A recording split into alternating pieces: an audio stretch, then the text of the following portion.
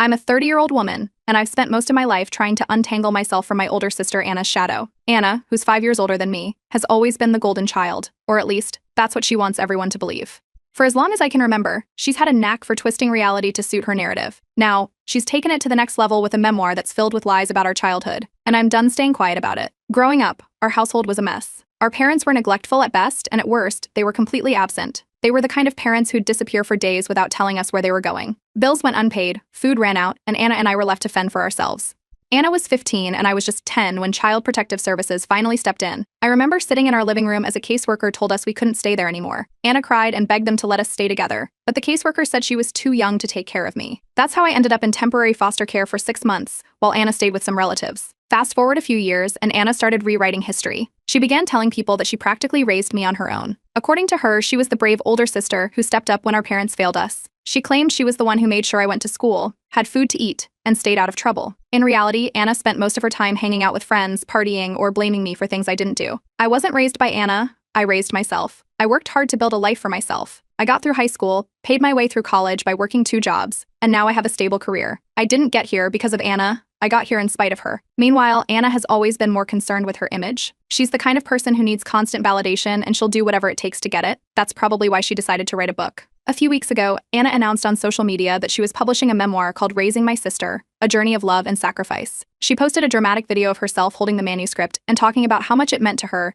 to finally share her story with the world. She described it as a heartfelt tribute to our bond as sisters and a testament to her resilience. I watched that video in disbelief. The audacity of it all left me speechless. She wasn't just bending the truth, she was snapping it in half and setting it on fire. Since the announcement, Anna's social media has blown up. Influencers are reposting her videos, people are leaving comments calling her inspiring, and extended family members I haven't heard from in years are reaching out to congratulate her. I even got a call from one of my aunts who said, "Isn't it wonderful what Anna is doing for you? You must be so proud of her." I wanted to scream. At first, I told myself I wouldn't do anything. I figured it wasn't worth the drama, but then I started thinking about the people who would read her book and believe her lies. What about the young woman who picks it up and thinks, "Wow, I wish I had a sister like Anna"? What about the kids who are actually raised by siblings because their parents failed them? Anna's story isn't just false, it's insulting to people who have lived through real struggles. I decided to gather evidence to set the record straight. I dug out my CPS records, which clearly state that Anna wasn't allowed to care for me because she was deemed unfit. I found old photos that show what our house looked like back then, dirty dishes piled up, holes in the walls, and an empty fridge. I even tracked down a few former neighbors and teachers who remembered how things really were. One of them told me Anna always acted like she had it all together, but everyone knew she didn't. A couple of days ago, I tried to talk to Anna about it. I showed her the CPS records and told her she needed to stop lying. She rolled her eyes and said I was being dramatic and jealous of her success. She even had the nerve to say, "This book isn't just about you, it's about me and my journey." That's when I knew she wasn't going to back down. She's built her entire identity around this fake story, and she's not about to let it go, even if it means stepping on me to keep it alive. Her book launches in 2 weeks. It's a big event at a fancy venue, complete with media coverage and a QA session. Anna's treating it like the Oscars. I've decided that's when I'm going to expose the truth. I'm not doing it to hurt her. I'm doing it because I'm tired of living in her shadow. She's had 20 years to tell her version of our story. Now, it's my turn. When I decided to expose Anna's lies, I knew I couldn't go into this unprepared. I started with the CPS records I'd kept all these years. The folder was buried in a box of old papers I hadn't looked through in ages. It contained court documents, letters from social workers, and an official report that stated Anna was never my caregiver. The records were clear. Anna was only 15 when CPS intervened, and she wasn't even considered for guardianship because she wasn't capable of taking care of me. Reading through them again, I realized just how stark the reality of our childhood had been. I contacted a few former neighbors who'd lived next to us back then. One woman, who still lived in the same house, remembered how Anna would leave me alone for hours while she hung out with her friends. Another neighbor recalled calling CPS after seeing us go days without a proper meal. I also reached out to 2 teachers who had been involved in the CPS case. Both of them agreed to provide written statements about the neglect they had witnessed. Piece by piece, I was building a case that would shatter Anna's version of events. Meanwhile, Anna's social media presence was exploding. Every day, she posted updates about her book, photos of her working at a coffee shop with captions like, "All for you, little sister," and clips of her reading emotional excerpts about how she fought to protect me. Her posts were shared thousands of times, and the comments were filled with people calling her a hero. Influencers were tagging her, saying her story brought them to tears. It was surreal to watch strangers celebrate a story I knew was a complete fabrication. The pressure from family didn't help. Aunts and uncles I hadn't spoken to in years were suddenly calling, telling me how proud I must be of Anna. Some even suggested I make a public post supporting her to show how much her book meant to me. It was infuriating, but I kept my focus on gathering evidence. Anna's behavior didn't make it easier. She called me once, claiming I was ungrateful for everything she had done for me. She told me the book was her way of honoring our bond, which only solidified my decision to expose her lies. Not everyone bought into Anna's story. A cousin of ours, who had always been skeptical of Anna's version of events, reached out. She remembered the CPS involvement and offered to help me share the truth. She suggested we use social media to counter Anna's narrative, but I wanted to wait for the book launch. I knew that was when Anna would have the most attention, and it would be the perfect moment to reveal the evidence. The timing had to be just right. As if things weren't bad enough, Anna did an interview on a popular podcast. She cried as she recounted how she had sacrificed her teenage years to raise me. She claimed she'd worked part-time jobs to buy me school supplies and stayed up late to help me with homework. The hosts ate it up, calling her an inspiration. Listening to that interview was the last straw. I decided then and there that I wouldn't wait any longer to prepare. I had to be ready for the launch. I printed out multiple copies of the CPS records, photos of our neglected home, and the statements from neighbors and teachers. I put them all in plain envelopes, ready to hand out to attendees at the event. I also wrote a short speech, something direct and factual in case I got the chance to speak at the launch. A few close friends agreed to attend with me and help distribute the envelopes. They were just as fed up with Anna's lies as I was. Anna, of course, kept stoking the fire. She started posting cryptic messages on social media about family drama, clearly trying to generate buzz for the book. In one post, she hinted that someone in her family was jealous of her success and might try to cause trouble at the launch. Her followers ate it up, leaving comments like, "Don't let the haters get you down," and "You're so brave for sharing your story." The night before the launch, I rehearsed my speech in front of my friends. We talked through different scenarios, including how to handle backlash from the crowd. I wasn't afraid of Anna's reaction. I expected her to lash out, but I needed to be prepared for how the audience might respond. Would they believe me? Would they side with Anna? The tension was almost unbearable, but I kept reminding myself that the truth was on my side. The morning of the event, I dressed carefully. I wanted to look professional and composed, not like someone coming to start a fight. As I walked into the venue, I felt a strange calm. The room was packed with people, and Anna was already on stage, soaking up the attention. She looked radiant, smiling as cameras flashed around her.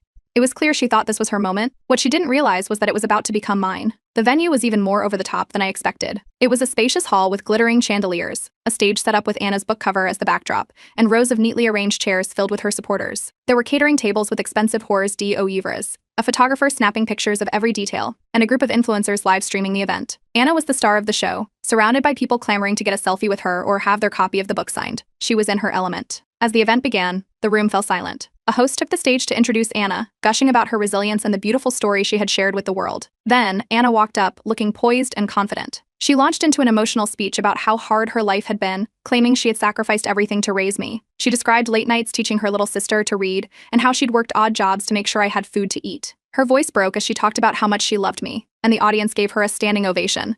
From where I stood at the back, I could see people wiping their eyes. During the first break, my friends and I discreetly began distributing the envelopes. It was nerve-wracking, but we worked quickly and quietly, slipping them to as many people as possible. Each envelope contained copies of the CPS records, photos of our childhood home, and statements from neighbors and teachers who had witnessed the neglect we endured. Some attendees opened them right away, their expressions shifting from admiration to confusion. Others tucked them into their bags to read later, but the ripples were already starting. When the QA session began, I made my move. I raised my hand, and the host handed me the microphone. The room quieted as I stood up and introduced myself. "As Anna's sister, I have a question," I said. "Anna, can you explain how you raised me when CPS records show I was placed in foster care for 6 months because you were deemed unfit to care for me?" The crowd murmured, and all eyes turned to Anna. For a split second, her confident facade faltered. Anna smiled tightly and responded, claiming the records were exaggerated and that the authorities hadn't understood their situation. She insisted that she had done her best to take care of me, painting herself as a misunderstood hero. Her deflection might have worked if it weren't for the growing number of people in the audience who were now reading the documents in their envelopes. I didn't let her dodge the truth. I stepped forward and asked to take the microphone.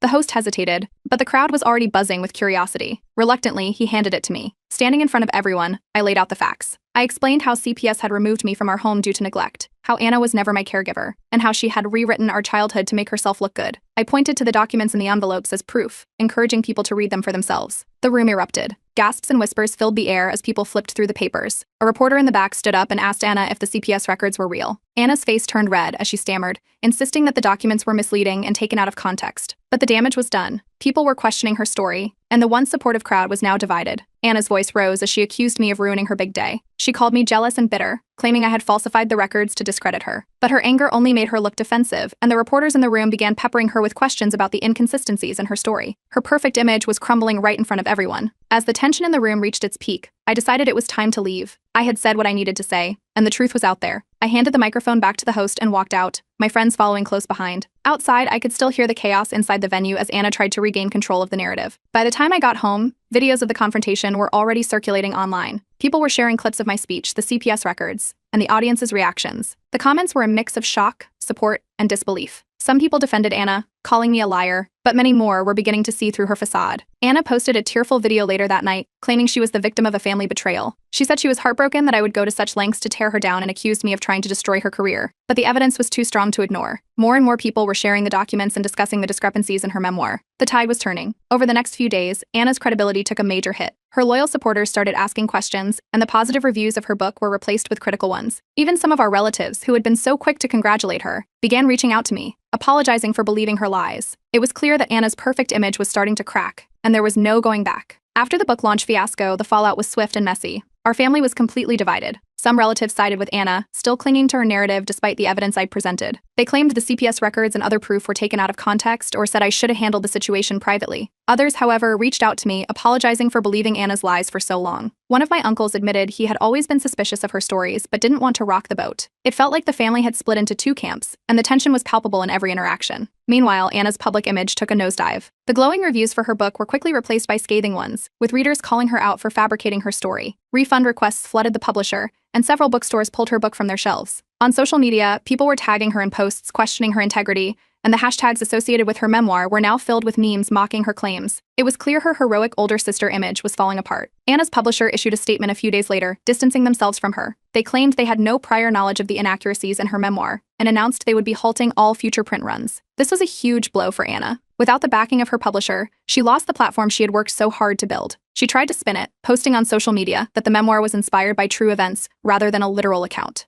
But by then, no one was buying it, figuratively or literally. Amid the chaos, former teachers and even a retired CPS worker came forward to support me. One of my elementary school teachers shared a detailed post about the neglect she had witnessed when I was in her class. She described how Anna often skipped school to hang out with friends, leaving me to fend for myself. The retired CPS worker confirmed the authenticity of the records I had shared and even provided additional context about the case. Their support added weight to my claims, and public opinion overwhelmingly shifted in my favor. Financially, things weren't looking good for Anna either. With her book sales plummeting and refund requests piling up, she started losing money instead of making it. Rumors began circulating that she was struggling to pay back her advance from the publisher. She also lost several brand partnerships she had secured during her book's initial hype. Influencers who had previously promoted her story quietly deleted their posts, and Anna's name became synonymous with dishonesty. But the media picked up the story, further amplifying the drama. Major outlets ran headlines like "Family Drama Unravels Best-Selling Memoir," and "Truth Behind Viral Author's Claims Sparks Outrage." Journalists analyzed the discrepancies in her book, comparing her claims to the evidence I had presented. Some articles even interviewed people from our old neighborhood who corroborated my version of events. Every new report seemed to dig Anna's hole deeper, and there was no climbing out of it. Anna didn't go down without a fight, though. She threatened to sue me for defamation, claiming I had ruined her career with false accusations. I wasn't worried. I knew the truth was on my side, and I had plenty of evidence to back it up. After consulting with her lawyer, Anna must have realized she didn't have a case because the threats quickly stopped. It was just another failed attempt to salvage what was left of her reputation. As the dust settled, Anna all but disappeared from social media. Her once busy accounts went silent, and she stopped posting altogether. The glossy, curated image she had built over the years was gone, replaced by silence and speculation. People online speculated about her next move, but for now, it seemed like she had retreated from the public eye entirely. On my end, life finally started to feel normal again. With the truth out there and public support on my side, I was able to focus on my career and personal life without the weight of Anna's lies hanging over me. Some relatives tried to mend fences, apologizing for doubting me or pushing me to stay silent. While I accepted their apologies, I kept my distance. I knew better than to let toxic dynamics back into my life. The confrontation at the book launch felt like a turning point. For years, I had let Anna control the narrative about our family, but now I had reclaimed my story. The experience taught me the importance of standing up for myself, even when it's uncomfortable or messy. It also reinforced the value of setting boundaries with people who don't have your best interests at heart. Moving forward, I'm focused on maintaining peace in my life. I've reconnected with the cousin who helped me gather evidence, and we've grown closer through this ordeal. I've also made a conscious effort to surround myself with people who support and uplift me. As for Anna, I don't see a reconciliation happening anytime soon, if ever. She made her choices, and now she has to live with the consequences. In a way, I feel like I've finally closed a chapter of my life that's been open for far too long. The lies, the manipulation, the constant tension, it's all behind me now. I'm ready to move forward, free from Anna's shadow, and focus on building a future that's grounded in truth and authenticity. Not long after Anna went silent on social media, she resurfaced with a tearful video. In it, she accused me of misrepresenting our childhood, calling my actions a smear campaign designed to ruin her life. She talked about how much she had sacrificed for me, repeating the same stories from her book. The video was dramatic, she cried, paused for effect, and ended by pleading with her followers to stand by her truth. It worked, at least partially. Some of her loyal supporters rallied behind her, leaving comments about how family drama should stay private and accusing me of being bitter. But just as many questioned her. Without evidence to back her claims, the video came across as more desperate than genuine. Her next move was a GoFundMe campaign titled Reclaim My Story. In the description, Anna claimed she needed funds to fight legal battles and restore her reputation. She set an ambitious goal, asking for tens of thousands of dollars. At first, the campaign gained traction, with a few donors contributing. But it didn't take long for people to start asking questions. Some demanded transparency about how the money would be used, while others mocked the campaign outright. Screenshots of the GoFundMe page went viral, with users pointing out the irony of asking for money after profiting off a fabricated memoir. I stayed quiet through all of this. I had already presented my evidence, and there was no need to engage further. Every time Anna tried to spin the narrative, the facts spoke louder than her words. But that didn't stop her from escalating things behind the scenes. She started enlisting distant relatives to contact me, accusing me of tearing the family apart. One cousin messaged me, saying I should have handled things privately to avoid humiliating Anna. Another suggested I reach out to Anna and find a way to fix things. I ignored all of it. The truth was out, and I wasn't about to apologize for exposing her lies. While Anna scrambled to save face, internet sleuths began picking apart her memoir. People online uncovered inconsistencies in her timeline, pointing out events that didn't line up with public records. A particularly damning discovery was a fabricated story about her working 3 jobs to support me, something easily disproven by her school attendance records from that time. Every new inconsistency that surfaced added fuel to the fire, and Anna's reputation continued to unravel. Her publisher dealt the final blow. They released an official statement announcing they were canceling all contracts with Anna. They cited their commitment to truth and integrity, making it clear they no longer wanted to be associated with her. With no royalties coming in and mounting refund requests from readers, Anna's financial situation started to look bleak. Rumors began circulating that she was in debt, struggling to maintain the lifestyle she had flaunted on social media. Her friendships took a hit as well. A few influencers who had supported her during her book launch quietly unfollowed her and deleted their posts promoting the memoir. Even some of her closer friends started distancing themselves, likely out of fear of being associated with her public fallout. Anna's once busy social circle was dwindling, and she was clearly feeling the strain. The drama spilled over into family gatherings. Relatives who had initially defended Anna were now divided. At one family dinner, I heard about a heated argument between 2 cousins, one who believed Anna's narrative and another who supported me.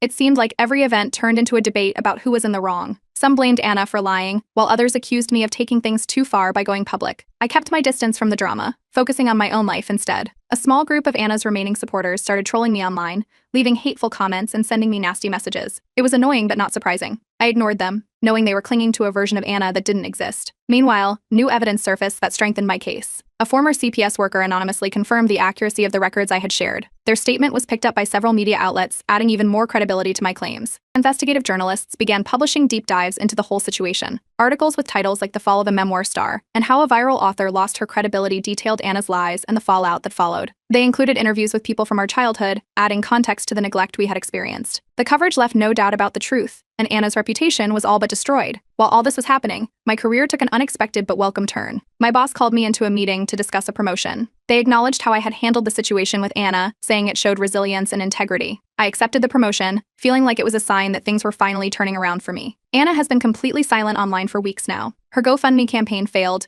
barely raising a fraction of its goal before she shut it down. Her supporters have largely moved on, and her name is no longer trending for the wrong reasons. For the first time in years, I feel like I'm no longer living in her shadow. The truth is out, and the world sees her for who she really is. Moving forward, I'm focusing on my career and the relationships that matter. Some family members have tried to repair things with me, apologizing for doubting me or pressuring me to stay quiet. While I've accepted their apologies, I'm keeping firm boundaries. This whole ordeal has shown me the importance of protecting my peace, even if it means cutting ties with toxic people. Anna may have tried to rewrite our history, but now, I'm the one in control of my story. A few weeks after Anna's online silence, I received an email from her. It was short, apologetic in tone, and carefully worded to avoid admitting any real wrongdoing. She asked to meet privately, framing it as an opportunity to mend our relationship. The message was typical Anna, strategic and self-serving. I debated ignoring it, but I knew this could be my chance to hold her accountable. I responded, laying out my conditions. I would only agree to meet if she issued a public apology and admitted to fabricating her memoir. At first, Anna pushed back. She tried to negotiate, claiming a public apology wasn't necessary and that we could resolve things as a family. I held firm, refusing to engage further until she agreed to my terms. It took a few more days of silence before she caved. Whether it was the mounting public pressure or her realization that her reputation couldn't recover without taking responsibility, Anna finally agreed to make a statement. She scheduled a small press conference, and I made it clear I wouldn't be attending. At the event, Anna stood behind a podium, looking nothing like the confident, polished author she had been just weeks earlier. She appeared tired, her usual spark dimmed. Cameras flashed as she began to speak. She admitted that parts of her memoir were exaggerated, and that she had made mistakes in how she portrayed our childhood. She apologized to me, our family, and her readers for the harm caused by her actions. While she stopped short of admitting the memoir was entirely fabricated, the admission was enough to satisfy my terms. The public reaction was mixed. Some people commended Anna for owning up, saying it took courage to apologize so publicly. But most saw it for what it was: damage control. Comments on news articles and social media were harsh, with many pointing out how long it took her to address the situation and questioning her sincerity.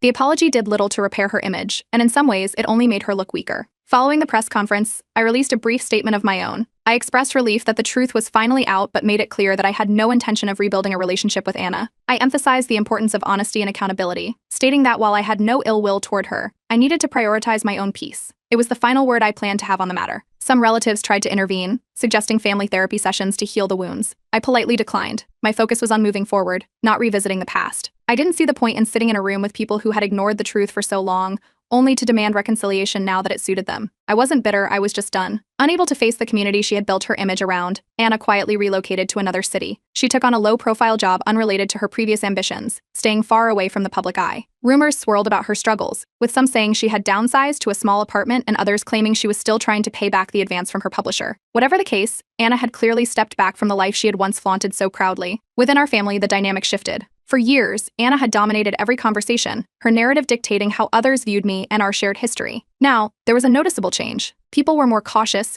valuing honesty and transparency in a way they hadn't before. That said, some relationships remained strained. A few relatives still resented how public the situation had become, but I didn't lose sleep over their opinions. One positive outcome of this ordeal was the bond I formed with my cousin. The one who had supported me from the beginning became a true ally, and we grew closer than ever. She had always been skeptical of Anna's stories, and helping me expose the truth solidified our relationship. We started spending more time together, supporting each other through the family drama and beyond. It was a reminder that even in the messiest situations, there are people who will stand by you. Anna quietly withdrew all legal threats after the press conference. I suspect her lawyer advised her against pursuing anything further, given how much evidence I had on my side. With that, the chapter on legal battles closed for good. To my surprise, a production company reached out, expressing interest in turning my story into a documentary. They wanted to focus on the family dynamics, the memoir scandal, and the fallout. While the idea was intriguing, I ultimately declined. I had spent enough time living in the shadow of this drama. My goal was to move forward, not relive it for the sake of entertainment. I thanked them for the offer but made it clear that my story was no longer up for public consumption. Instead, I channeled my energy into building the life I had worked so hard for. I bought a small house in a quiet neighborhood, a space that felt like my own fresh start. It wasn't just a new home, it was a symbol of my independence and the freedom I had finally gained from Anna's manipulation. Looking back, I don't regret any of it. Standing up for the truth wasn't easy, but it was necessary. For too long, Anna controlled the narrative, rewriting our history to suit her needs. Taking back my story empowered me in ways I never expected. It taught me the value of boundaries, the importance of integrity, and the strength of speaking out even when it's uncomfortable. For the first time in years, I feel free. Free to live my life on my own terms, without the weight of Anna's lies holding me back.